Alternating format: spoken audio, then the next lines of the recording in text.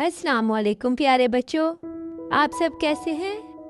कल हमने सीखी थी कपड़े पहनने की दुआ, याद है ना?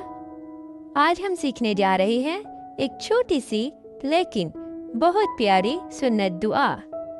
जब भी हम कपड़े बदलने के लिए पहले कपड़े उतारते हैं, जैसे स्कूल जाते वक्त, सोने से पहले वगैरह, तो हमें क्या पढ़ना चाहिए?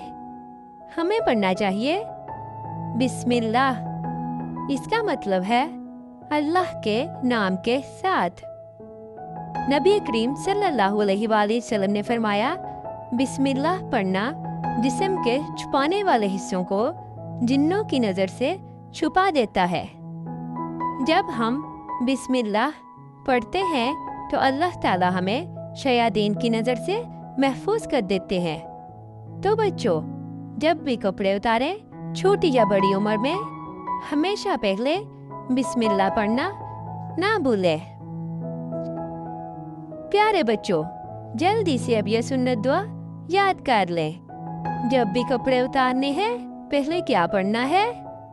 बिस्मिल्लाह। शाबाश। अगली वीडियो में हम सीखेंगे कपड़े पहनने की सुन्नत और आदाब। तो ट्विंकल मिनी मोमिन को लाइक और सब्सक्राइब कर लें ताकि अगली वीडियो मिस ना हो। अल्लाह हाफिज।